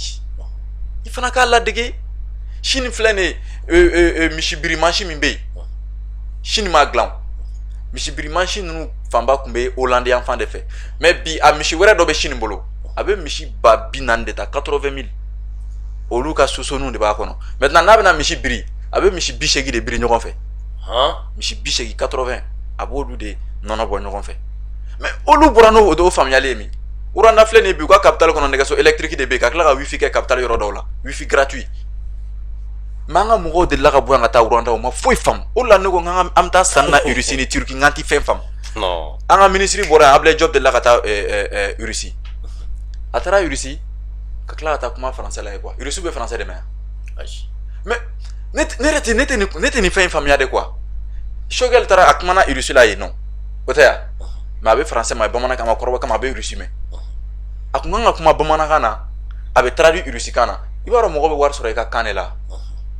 n'an kun bɛ baara k'an ka kan na ambassade fɛn fɛn bɛ sigi Mali kɔnɔ an b'a fɔ a ambassadeur ɲɛna n'u ti an ka kan kalan a si kana kuma français la u ka na n'u ka langue ye u ka kuma u ka langue la an b'an ka jeunes de ta sisan olu de bɛ recruter a ambassade bɛɛ lajɛlen na k'u ka langue traduit i n'a fɔ a bɛ kɛ cogo min na Éthiopie n'i taara i bɛ taa sɔrɔ Éthiopiens dɔ de bɛ Amérique ambassade la a bɛ anglais lamɛn k'a traduit Hamaric la Éthiopie ka langue ye Hamaric de o bɛ fɔ mɔgɔ miliyɔn 100 ni miliyɔn dɔɔni Éthiopie b'o de la bi mais anw ta n'a fɔra k'i bɛ Amérique ambassadeur yɛrɛ ye ka kuma français la donc malien jeune min kan ka kɛ interpréter ye donc ale bɛ taa chômage la Ghana ambassade bɛ to o fana bɛ taa chômage la n'an kun b'an ka kan na Côte d'Ivoire bɛ kɛ francophone ye o fana ka ambassade la malien dɔ tun bɛ baara sɔrɔ a ye français traduit bamanankan na o fana bɛ taa chômage la an ka canal ninnu tun bɛ n'an ka kan na n'o kɛra jeune baden bɛ baara sɔrɔ o canal minɛnw dilanni na hali y'a dan dɔrɔn ka téléphone dɔrɔn kɔnɔna fɛnw yɛlɛma k'a bila an ka langue la malien jeune baden tun bɛ baara sɔrɔ mais olu bɛɛ bɛ taa chômage la o minɛnw dilannen bɛ na d'an ma donc an b'o san dɔrɔn an kɔni bɛ to ka formation kɛ dɔrɔn ka taa so ka formation kɛ dɔrɔn ka taa so o de la jamana tɔw ka université kɛra u ka yiriwa sira ye mais Mali université kɛra chômeur formé yɔrɔ de siga foyi t'a la i bɛ tila yen dɔrɔn formé dɔrɔn k'aw bila maintenant u bɛna min don an kun ma ko entrepreneuriat entreprise privée tɛ jamana développé bali si développé n'aw ma bɔ nɔgɔ la entrepreneuriat t'aw développé e ma ye entreprise privée minnu bɛ yan u bɛ ka min kɛ maliyɛnw na k'u jeli min n'a fɔra ko dutigi 7000 ni ne ma sonyani kɛ i bɛ mɔgɔw b'a fɔ ko ka yuruguyurugu kɛlɛ ne b'a ye mɔgɔ minnu b'a fɔ ko ka yuruguyurugu kɛlɛ olu man kan tɛ k'a fɔ quoi a man ka b'olu da quoi n'a bɛ fɛ ka yuruguyurugu kɛlɛ a ye sara ɲɛnama di mɔgɔw ma a bɛ dabila ten de mais a y'a dabila a y'a kɛ tan a tɛ se ka kɛ u bɛ wari ninnu bɔ u bɛ taa n'a ye u b'a kɛ mun de wari biye tɛ ɲimi o n'a bɛ don mago ɲɛlanw de la donc wari in garanti o banna an yɛrɛ bɛ se k'an jɔ n'o ye point barre a usines ka sigi anw yɛrɛ fɛ yan n'o tɛ u bɛ ka san 5 u bɛna san 5 ɲini mun de la bilen n'a ko san 5 san 5 kɔnɔ usine caman bɛ se ka sigi dɛ caman bɛ se ka sigi voilà donc n'a bɛ san 5 ɲini a kan ka fɛn ninnu bɛɛ usine de sigi n'aw tɛ ka miiri o usine ko ninnu foyi la o kɔrɔ ye san 5 ɲini kun tɛ n'aw n'o kɔrɔ a ɲini kun tɛ jamana marali kuma yɛrɛ de man ca Gandi a tɛ gɛlɛya yɛrɛ et puis n bɛ nin kuma ninnu fɔ yan prévoir l'appui jamanaw y'u yɛrɛ tigɛ Timor Leste y'a yɛrɛ ta dɔrɔn k'a ka langue ta ala ma gɛlɛya développera mais mun Eritrea ninnu k'a fɔ k'olu bɛ taa jamana fana dɛmɛ guerre la o tɛ kabako ya donc wari in ta o de a papier de bɛ yen maintenant dessin minnu bɛna k'a sanfɛ ne kelen tɛ se k'o kuma kɔni fɔ n'an jaabi e ma y'an ka wari franc CFA filɛ mɔgɔw de tun b'a sanfɛ o ye mɔgɔw bɔ yen ka na ni baganw ye u y'a bɛɛ dessin yɛlɛma ka kɛ baganw ye tubabuw de sago b'a la africains bɛ i n'a fɔ tubabu gouverneur tun bɛ farafin mara cogo min na u ye mankan kɛ tubabu gouverneur taara olu yɛrɛ bɛ tubabu gouverneur la de e ma i b'a mɛn mɔgɔ caman da kan ka bɔ système français kɔnɔ système français ye jumɛn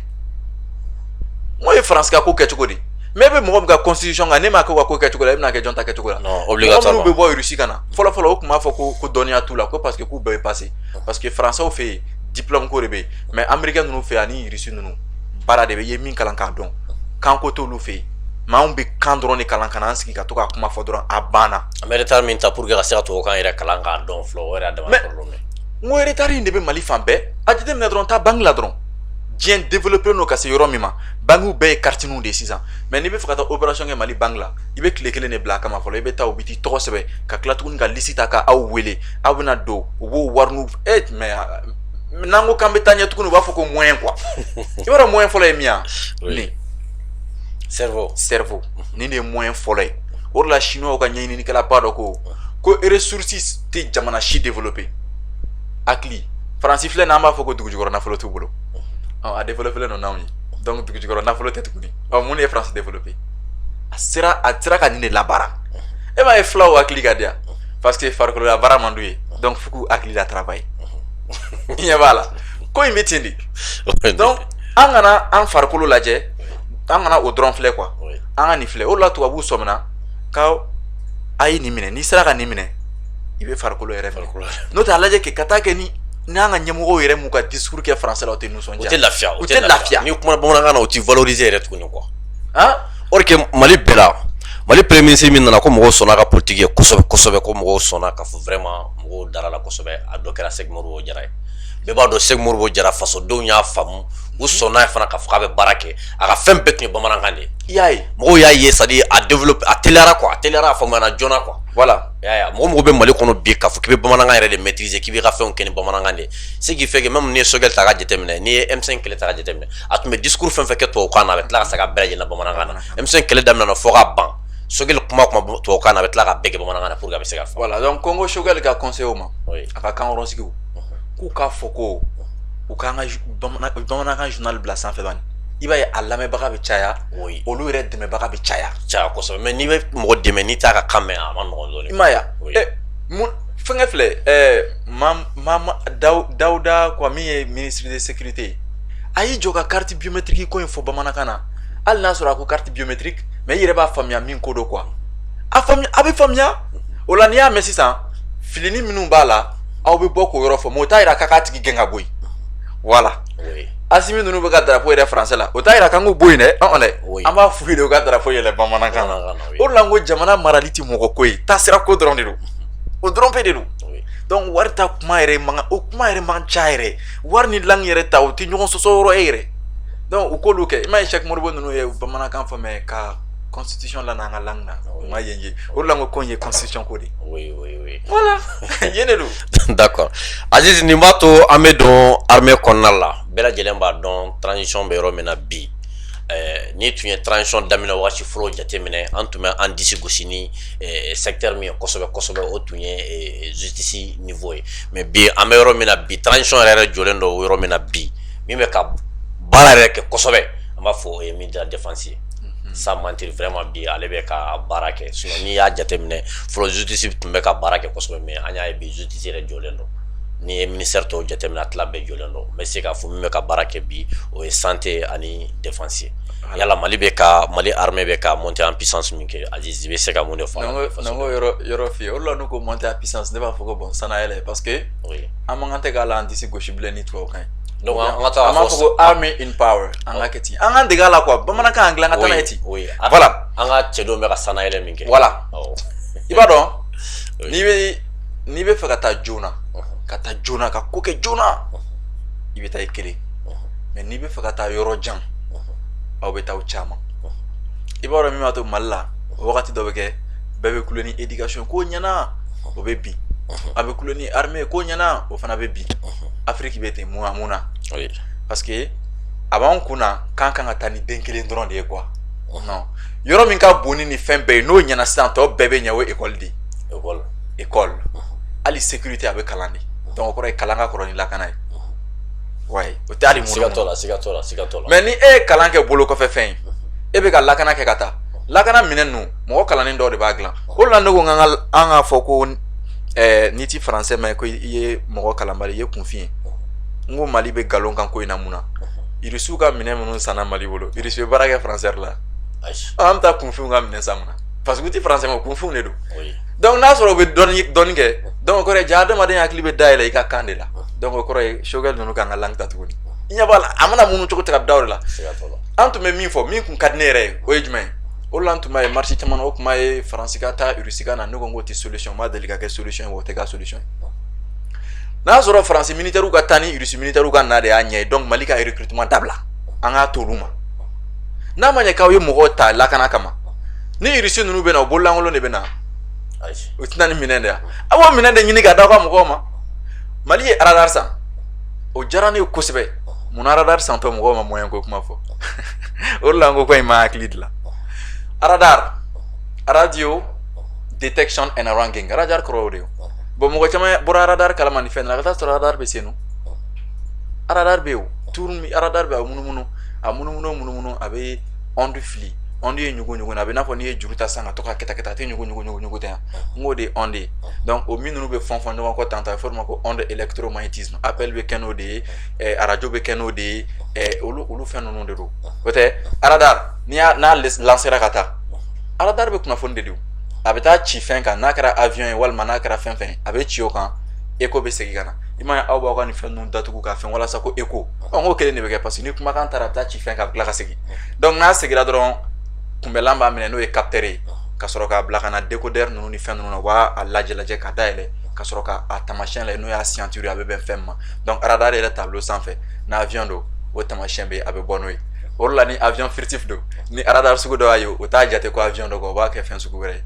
parce que radar ninnu fana bon tubabu ninnu de y'a dilan a bɛ suɲɛ o de la i b'a ye avion de guerre ninnu filɛ u sanfɛla dɔw ye finman ye munna parce que couleur finman bɛ yeelen minɛ quoi o de la Australie ji dɔ tun bɛ yen nɔ a tun bɛ ɲini ka ja u y'a ye walasa o kana kɛ u ye bulu finmaniw baden dilan ka taa bɔ a sanfɛ tile yelen min bɛ na parce que tile yelen bɛ ji a bɛ ji ninnu ci ka u layɛlɛ fiɲɛ fɛ ka ji layɛlɛ fiɲɛ fɛ quoi donc a bɛ ji ja donc u ye fɛn finman min d'a sanfɛ a bɛ tile yelen minɛ i m'a ye an kunsigi ninnu ye finman ye a bɛ yelen minɛ a bɛ yelen fitinin dɔrɔn bila bon ni fɛn finman dun ye yelen minɛ kosɛbɛ a bɛ fɔ o ma ko radiation of black body ni funteni y'a sɔrɔ kosɛbɛ finman bɛ bɔ finmanya la ka kɛ bilenman ye o de la i b'a ye tuma dɔw la ni funteni ye kunsigi tape n'i taara ji k'a la i bɛ kasa mɛn i kunsigi bɛ bilen mɔgɔw b'a fɔ ko poussière don ka taa sɔrɔ poussière tɛ a bɛ jeni de jumɛn de b'a jeni infrarouge de b'a jeni parce que tile yɛlɛ na infrarouge b'a la UV b'a la min b'a to mɔgɔ bɛ kɔrɔ ani min b'a to mɔgɔ bɛ bronzer olu bɛɛ bɛ tile yɛlɛ na hali ni bombe nucléaire cira funteni min bɛ mɔgɔ faga o bɛɛ lajɛlen bɛ tile yɛlɛ na mais olu tɛ se dugukolo kan parce que fiɲɛkulu dɔ bɛ yen n'a bɛ f'o ma ko ozone n'a formule ye O3 ye o ye couche d'ozone yɛrɛ formule a bɛ dilan cogo min na o bɛɛ dɔn o la u bɛ ka science kɛ kabako ko ye ka sɔrɔ o tɛ bon i ma ye an tora radar la ka don ni fɛn ninnu na an bɛ don ni bɛɛ la an bɛ taa télédétection na radar yɛrɛ bɛ dilan yen de donc u y'o radar min ɲini sisan n'a bɛ kunnafoni di o la u b'a fɔ ko mɔgɔ lasɔminen tulo tɛ don a y'a minɛ na n'i kunnafoni don kaba dɔrɔn a banna o la diɲɛ bɛnkan 7 walasa i ka se ka diɲɛ kɛlɛ kura kɛ f'i ka sanfɛla contrôle ka k'i bolo o la siɲɛ dɔ la n y'a fɔ n ko esi an ka militaire ninnu b'a dɔn ko militaire bɛ identifier a tulo fɛ o kɛra dabaliban kuma ye ka taa sɔrɔ Amérique u tun bɛ mɔgɔ identifier a tulo fɛ i y'a ye bon olu hakilinaw mana recherche sisan u b'a lajɛ min bɛ ɲɛ yɔrɔ min na dɔrɔn u bɛ don n'a ye armée la o de la radar donnen don n'o tɛ radar labarali min kɛlen don diɲɛ yɛrɛ kɔnɔ o ka ca ni armée ta ye n terikɛ kelen Musa min bɛ Emirati la a ye n wele ko Emirati polisiw ye minɛli min da olu ka radar ko la parce que radar dɔ bɛ a bɛ jɔ gidɔrɔn ta la ni mobili tɛmɛna dɔrɔn n'i ye vitesse tɛmɛna dan kan dɔrɔn paf a b'i photo ta k'a fɛn bɛɛ kɛ o bɛɛ bɛ yen i y'a ye donc kunnafoni na o ka ɲi kosɛbɛ et puis maliyɛnw yɛrɛ k'a kɛ radar ninnu mana na u bɛna san joli de kɛ baara la a ka ca o san hakɛya kɔnɔ a bɛ mɔgɔw de degi radar dilan na o la ne ko ne tɛ kuma Mali problème kan jɛnatigɛ ka gɛlɛn Mali la ne tɛ kuma o kan jɛnatigɛ bɛ nɔgɔya cogo di ne bɛ kuma o dɔrɔn de kan o de ye ɲɛɲinikɛlaw ka baara ye ka ko ɲɛɲini dɔrɔn ka fura sɔrɔ gɛlɛyaw la o la opportunité bɛ yɔrɔ min na i b'a dɔn gɛlɛya bɛ yɔrɔ min na dɛ opportunité bɛ yen de parce que n'i sera ka gɛlɛya de wuli o de ye opportunité o de fana ye lafiya ye o de ye taaɲɛ ye mais kana kɛ dɔrɔn Gandi e ma ɲi Gandi e ma ɲi jɔn de ka ɲi ne fana t'o dɔn o kɔrɔ ye ne yɛrɛ fana ma ɲi parce que aw kolonw de bɛ ɲɔgɔn dɔn n'o tɛ ni ne ko ko e ma ɲi min ka ɲi ne kan ka se ka yira an t'a kɛ tan ni ne ka ɲi solution dɔ yira an ka na ni fɛɛrɛ ye transition mago bɛ fɛɛrɛ de la ka to critique dɔrɔn na proposition tɛ dɔrɔn na proposition tɛ o ma ɲi n'o tɛ critique yɛrɛ ye philosophe mɔgɔ minnu bɛ hakili jagabɔ kɛ olu yɛrɛ ka lahala ɲuman dɔ ye critique yɛrɛ ka to ka fɛn kɔrɔfɔ nin bɛ tan critique esprit critique yɛrɛ ka ɲi adamaden na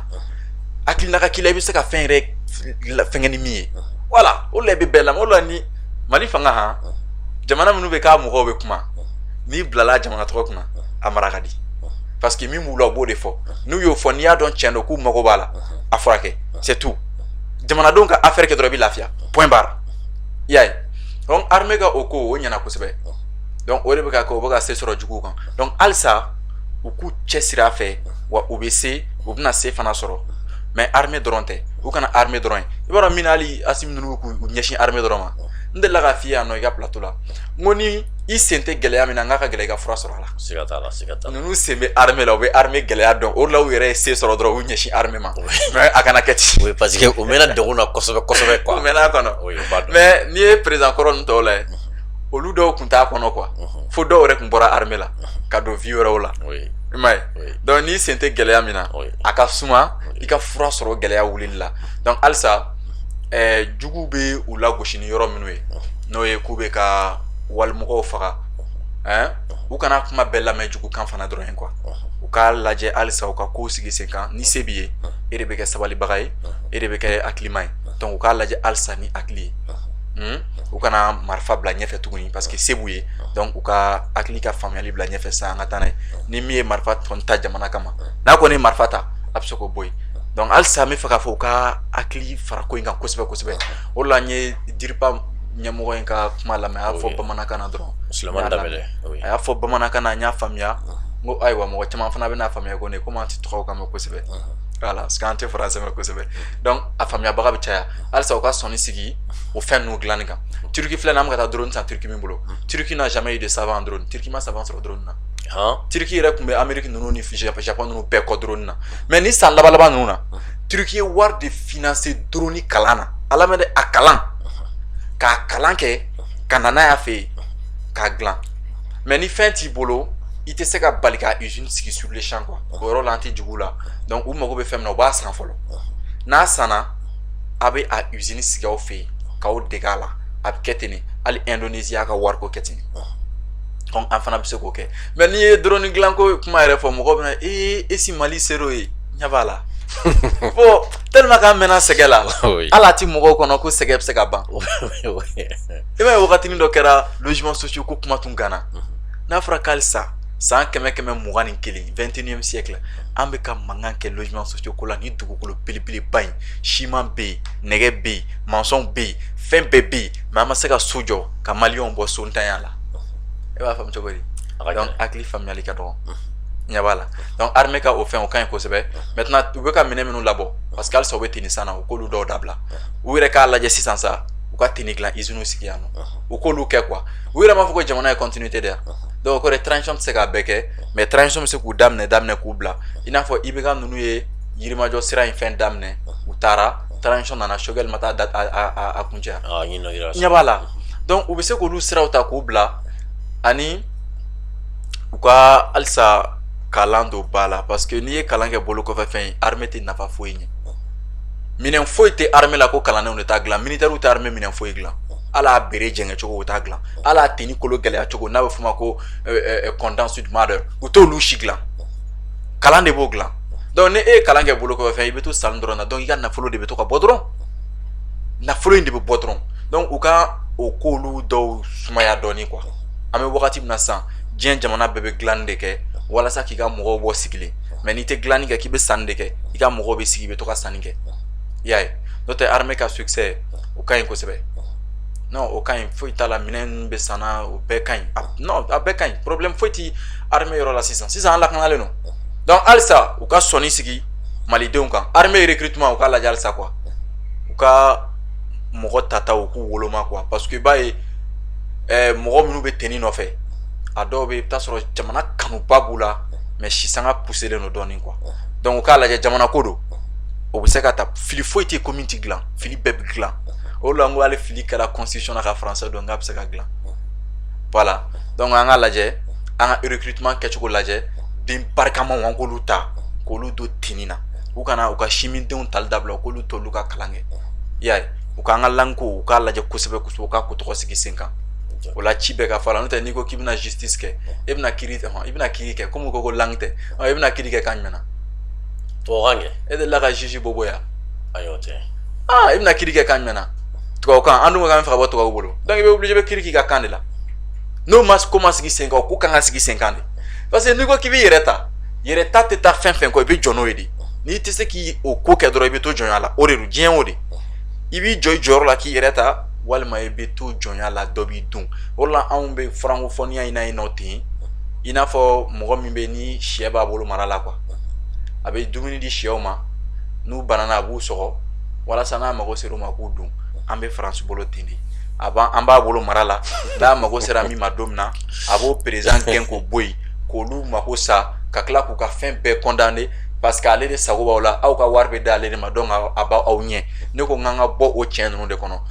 mais o t'a yira ko ni min bɛ français kalan ko kana kalan dɛ o ka français kalan dɛ n'i y'a ye ne bɛ nin fɛn caman fɔ tan ne bɛ ninnu fana kɔrɔ de dɔn français la o de la i b'a fɔ ka jama kunnafoni n'a ye mɔgɔ kalannenw de bɛ se ka jamana yɔrɔ falen olu de fana bɛ se ka yɔrɔ dafiri donc an kana kɛ mɔgɔ kalannenw ye minnu bɛ yɔrɔ dafiri an ka kɛ mɔgɔ kalannenw ye minnu bɛ yɔrɔ jɔ Mali ma jɔ fɔlɔ Mali baara yɛrɛ ka ca hali malidenw yɛrɛ ma mais kuma bɛɛ tɛ se ka fɔ don kelen quoi voilà. D'accord. Aziz, est-ce que nin baro in kɔnɔna la e tun b'a fɛ k'i da se yɔrɔ dɔ ma ne ma se ka i ɲininka yɔrɔ min na n'i b'a fɛ ka fara n ka kɛ o yɔrɔ la wa? Bon o yɔrɔ caman ka ca mais n bɛ se ka yɔrɔ min fɔ o la o ye langue ta yɔrɔ ye halisa mɔgɔ fanba kana bila u kun na ko n ko dɔrɔn de dɔrɔn ko kan n y'a fɔ n bɛ segin a kan fɛn bɛɛ bɛ fɔ kan de la fɛn bɛɛ kan in bɛ i n'a fɔ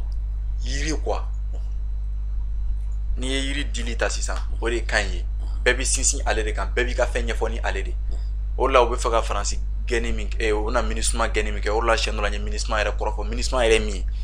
a bɛ tubabu ka ci la a t'u ka ci la o côté a yɛrɛ kɔrɔ yɛrɛ ye min ye a n'a sigikun ninnu ye min ye n y'olu ɲɛfɔ bamanankan na siɲɛ dɔ la donc fo mɔgɔw k'a dɔn u bɛna kɛlɛ min kɛ f'an k'a dɔn an bɛ taa yɔrɔ min de la o dun tɛ se ka ɲɛ f'a ka kuma kan kelen na donc n ko kan wari kalan kɛnɛya an ka baaraw n'o y'an ka usine kow n'an ka fɛnw ye a bɛɛ hali assise la an y'a bɛɛ kuma fɔ donc u k'a bɛɛ la n'an ka langue la an ka développer ten tɔ an ka taa kalan ta kɔni o kuma ma se fɔli yɛrɛ ma bɛɛ b'a dɔn pɛrɛ kan gɛlɛya bɛ kalan na parce que mɔgɔ caman bɛ ka langue ko ye i n'a fɔ n'u ko langue dɔrɔn a bɛ warini dɔ voter k'a d'olu ma olu ka to ka kɛ o dun ye donc an ka taa n'an ka ci ye fo a fɔ ko non ko jamana t'a ka souveraineté sɔrɔ a ka wari kɔ o tuma wari ye papier gansan dɔrɔn de ye est-ce que papier jɛman dɔrɔn de don tan n ko fɛn dɔ de b'a kan oui fɛn dɔ b'a kan fɛn min b'a kan ne kan b'o de ma o de b'a kɛ faransi ta ye ne ko n k'an ka b'o de la bon olu ko yɛrɛ man kan tɛ k'ale tan ta yɛrɛ ne ɲɛ b'a la transition bɛ ka mɛn olu kɔfɛ quoi u bɛ ka muru mɛn basiw kan na quoi i y'a ye voilà donc kalan ta la tiɲɛ na u k'a lajɛ u k'a fɔ maître ye u ka bamanankan kunnafoni u ka bamanankan ɲɛfɔli fara faransɛ ta kan hali ne bɛ ekɔliden minnu kalan n b'a ɲɛf'u ɲɛna ten tuma dɔ la n bɛ taa u ka heure 2 leçon n'i y'a minɛ dɔrɔn miniti 20 dɔrɔn o y'a sɔrɔ a banna ko ekɔlidenw b'u sigi u b'u bolo don dakɔrɔ o la ni ne y'o ye quoi ne tɛ se ka sigi quoi hali n'a jiginra ne kɔnɔ ko n ka nin ci in bila quoi b'a ye a tɛ se ka kɛ kɛcogo yɛrɛ mais n'a fɔra denmisɛnninw ɲɛna ko ni funteni ye fɛn sɔrɔ k'u bɛ funu leçon banna ni funteni ye fɛn sɔrɔ a bɛ funu dilatation a bɛ funu a kɛra jimafɛn o a kɛra sisimafɛn o n'o ye gaz ye mais denmisɛnnin bɛ ka ni durusi n'i y'a ye a hinɛ b'i minɛ bon ni ne y'olu kɛ sugu minɛ hali o don o dɔ bɛ ka fɛn yira n na population jamakulu minnu bɛ baara la ani minnu bɛ baara ɲini na ani minnu tɛ baara la minnu bɛ baara la o hakɛya bɛ jate cogo di minnu tɛ baara la o hakɛya bɛ jate cogo di minnu sisanga sera baara ma olu hakɛya bɛ jate cogo di cɛ minnu bɛ baara la olu hakɛya bɛ jate cogo di muso minnu bɛ baara la olu ko mais non a ka gɛlɛn quoi o de tɛ démographie ye nin ye démographie tɛ population kalan yan mais Gandi yɛrɛ k'a lajɛ video kɛra bɛɛ bɛ sigi k'a ka ci bɛɛ fɔ bamanankan de la mais n'a fɔra k'alisa ko an ka jamana ɲɛmɔgɔw yɛrɛ ma se ka an yɛrɛ ka kan ta k'a don sariya la an bɛ taa min est-ce que o kɔrɔ ye pas kelen kɛra fɔlɔ non parce que u bɛna armée kɛ tantɔ k'a bila u bɛ bɔ yan an bɛ to faransi ka sira kan mɔgɔ wɛrɛ bɛ na faransi b'a don o kunfɛ o ma nin t'a sɛ o ma Mali armée n ko delila ka Mali armée tun ma ci ka tɛmɛ a delila ka ci f'u y'a minɛnw bɛɛ fɛngɛ cogo sugu dɔ la o taara marifaw jeni ko flamme de la paix a ti marifa dilan u tila ka marifa jeni a ti marifa dilan u tila ka marifa jeni aw yɛrɛ ka wari k'o ta k'u to ka taa wari kasara ne tɛ nin i tɛ nin ye tubabu jamana na jamais i tɛ nin ye o la an ye kulonkɛ kɛ kalan na quoi n'i ye kulonkɛ kɛ kalan na dɔrɔn i mago sara quoi i mago sara voilà donc o ci de bɛ yen ka f'u ye i ka kuma kuncɛ kuma bon ne bɛ kuma kuncɛ kuma min fɔ n b'a fɔ n bɛ segin a kan malidenw ka Mali gɛlɛya lamɛnli dabila ni maa min tɛ se ka gɛlɛya fɔ ka na n'a solution a y'a lamɛnli dabila o de la Pɔli Kagame ko ten k'u kana to ka yala ale de ka su yira ale la quoi k'an ye dɔ kɛ kojugu yeli la donc transition ka jamanadenw lamɛn halisa i n'a fɔ u bɛ k'u lamɛn cogo min na u k'an ka kan don ba la k'u ɲɛsin wariko ni fɛn ma ne hakili la olu de kosɛbɛ ko maaw ye kosɛbɛ ani sécurité ni kɛnɛya ninnu entreprise privée ko tiɲɛ na u k'a lajɛ quoi u k'a dabila quoi u k'a dabila pewu am ɲɛ bɛ total mɔgɔw ka grève la u jeli bɛ ka min de donc a ka dabila banque privée bɛ ka maliyɛnw recruter fana de k'u jeli min donc u ka essayer u ka fɛn ninnu kɛ jamana ta u ka kɛ étatique ye an b'o laɲini u fɛ o ye ne ka kuma laban ye ka don. D'accord Franka wele foyi t'i bolo wa. foyi wɛrɛ tɛ yen. I satisfera air la kosɛbɛ wa temps min dir'i ma est-ce que i satisfera. ouais bon an bɛ o kɔni ye o de n'o tɛ hali n'a danna école dɔrɔn ma an bɛ heure 5 k'a la an tɛ ban kuma na. siɲɛ wɛrɛ an bɛna na école la. école dɔrɔn spécial école dɔrɔn. oui bon n b'a fɛ i ko o labɛn dɔn dɔ la même ni an bɛ tableau ɲini ka na n'a ye yan. an ka se ka temps ta kosɛbɛ pour que jamana kɔnɔdenw ka se ka faamuyali sɔrɔ o fana la quoi. non mais o la an bɛ kalan yɔrɔ dɔw bɛ yen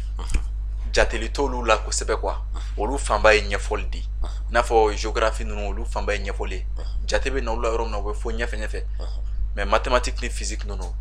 o yɛrɛ kɛlen don ka mɔgɔ caman bloqué ka taa sɔrɔ foyi tɛ mati yɛrɛ tɛ jate science fɛ yɛrɛ mati ye kan de i n'a fɔ français b'an bolo cogo min na ko kan mati yɛrɛ ye kan de ye ten scientifique ka kan de don mais n'an nana école la don min na an b'a bɛɛ ɲɛfɔ école ye yɔrɔ fila de quoi jate bɛ yɔrɔ minnu na olu bɛ ɲɛfɔ ani jate tɛ yɔrɔ minnu na an b'olu fana ɲɛfɔ ten tɔ voilà. D'accord donc a ka d'an ye ka se k'i programmer école fana la pour que an bɛ se ka fɛngɛ parce que émission in nafa kama jamana kɔnɔdenw de b'a ɲini an fɛ waati bɛɛ u bɛ aw ɲɔgɔnna fɔ an ɲɛna u b'an wele waati bɛɛ karisa wele ka na plateau sanfɛ karisa wele ka na c'est pas pour rien an b'a wele plateau sanfɛ i y'a faamu an ka choix b'a la mais jamana kɔnɔdenw ka choix de ye a fanba ye tuma caman même bi an bɛ appel min sɔrɔ bi a ka ca même sisan message min bɛ n bolo karisa wele a ka ca kojugu donc émission an bɛ sigi an b'a animer mais anw ta tɛ jamana kɔnɔdenw ta dɔn donc a ka d'an ye ka se k'o fana labɛn pour que don nataw la an bɛ se ka problème foyi t'a la o don an bɛna hali ONU leçon minnu bɛ kɛ 9e na an bɛna bɛɛ fɔ mais i b'a dɔn n'a bɛɛ bɛ kɛ 9e n'hali CEDEAO tɛ kalan farafinna jamanaw n'u ka fabaw bɛɛ bɛ kalan mais gundo tɛ école la o n'an sera école ma an bɛna ɲɔgɔn faamuya. D'accord inchallah ala sɔnna maliyɛnw an b'a fɔ aw ye nin tun ye aw ka émission préférée espace de vérité ni an ka maa welelen tun ye Aziz Traoré panafricain ni a fɔra Aziz aw b'a dɔn a ka wulikajɔ a n'a ka cɛsiri façon kɔnɔ a dogolen tɛ maa si la an bɛ foli fanba di an ka sponsor officiel ma n'o ye Produit Gadan ye ale PDG ba ye Bama Dramera ye agent de voyage Al Omora Silalagaw an b'o olu fo ka se boisson Iber ma an ka foli bɛ aw bɛɛ lajɛlen ye ala ka an bɛn a ɲɔgɔnna wɛrɛ ma wasalam. Ne tɛ panafricain ye dɛ ko ne tɛ panafricain ye dɛ.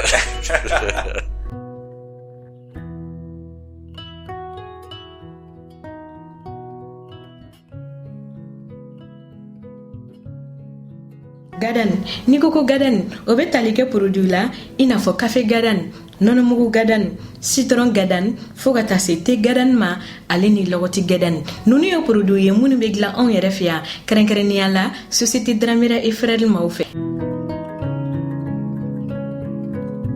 Ni mɔgɔ min mago bɛ nin produit ninnu na i bɛ se k'i senfa biribiri ka se boutique la mun tɔgɔ ye ko boutique 711 ale carilen don Bamakɔ fan 14 bɛɛ lajɛlen de la ni o fana ye société Dramera et Frères maaw ka boutique ye kɛrɛnkɛrɛnnenya la fɔlɔfɔlɔ o bɛ tali kɛ hali de Bamakɔ kɔnɔna na ni e b'a fɛ ka i to i sigiyɔrɔ la k'u wele i bɛ se ka weleli kɛ nɛgɛjuru sira la mun bɛ tali kɛ 76 14 19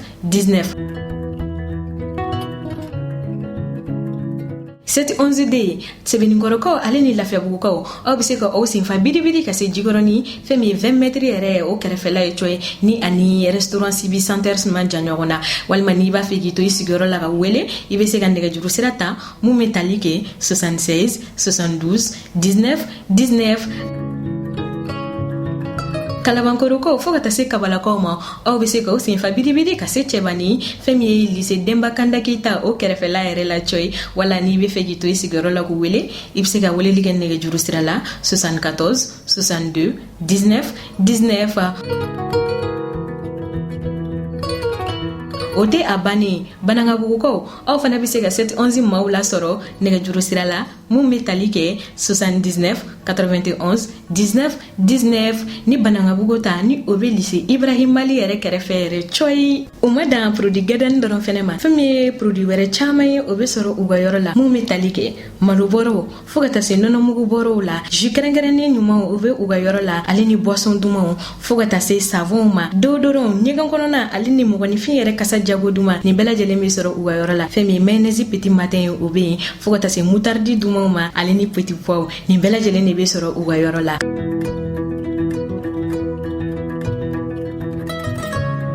ka wasa sɔrɔ dumuniko ta fanfɛla fɛ a fɔ ko société Dramera et frère lafiya bulonba.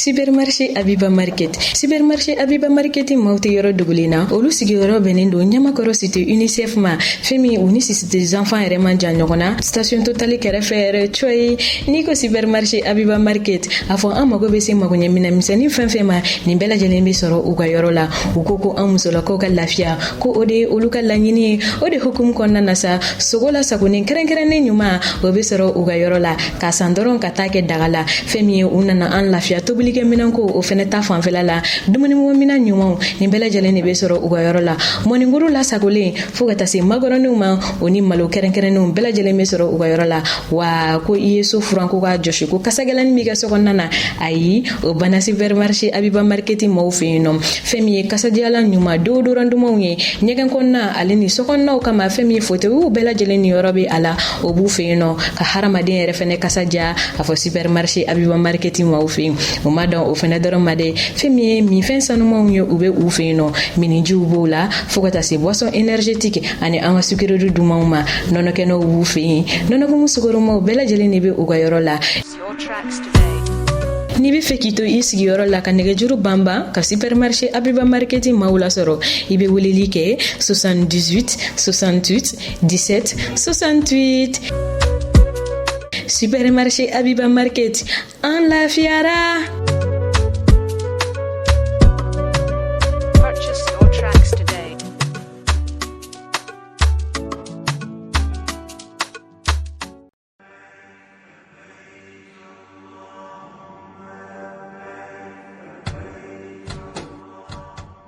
Al umra be silamɛw kunnafoni k'a be duguta kɛrɛnkɛrɛnnen min labɛn san 2022 umra ogumu kɔnɔna na ko o tɔgɔsɛbɛnw bi senna hinjikɛla minnu b'a fɛ ka taa umra la ɲina sunkalo dɔgɔkun fɔlɔw la ni o b'a daminɛ avril kalo tile 4 ka taa bila a tile 18 na san 2022 ko o musakaw bi t'i jɔ sefa wari miliyɔn 2 ani 280 na minnu b'a fɛ ka taa sunkalo dɔgɔkun labanw na n'o b'a daminɛ avril kalo tile 17 ka taa bila mai kalo tile 2 la san 2022 o musakaw bi t'i jɔ sefa wari miliyɔn 2 ani 120 na Al umra b'a da silamɛw kulo kan ko tɔgɔsɛbɛnw bi senna halisa minnu b'a fɛ ka taa rajaba kalo o dɔgɔkun labanw duguta la ni o yɛrɛ bolodalen do ka bɛn février kalo tile 22 san 2022 ma al umra be silamɛw fo minnu ye danaya da u kan wa a bi welewele da kɛ u bɛɛ lajɛlen ka boli joona ka n'u tɔgɔw sɛbɛn ni ka duwawu kɛ u ka taa ni ka segin ɲuman na saudiya jamana kan ka fara o bɛɛ lajɛlen kan al umra ye cakɛda ye min be biyew feere minnu bɛ dugutaw kɛ ɲɔgɔn fɛ ale ni kelenna dugutalaw ka taa diɲɛ jamana bɛɛ lajɛlen na min yɛrɛ la ani kɔnpanyi caaman de bɛ baara kɛ ɲɔgɔn fɛ sɔngɔ nɔgɔman na ka fara o kan an bɛ visa di dubai tagalaw ma ka assurance labila dugutalaw ye bolimafɛnw ale ni fɛn caaman wɛrɛ an ka musaka sarasiraw ye orange money MoneyGram ria ale ni western union al umra sigiyɔrɔ bɛnnen do immeuble Fatoumata Soumaré ma rue Baba Jara porte 460 ka ɲɛsin immeuble Jige 3 ma nɛgɛjuru siraw 20 24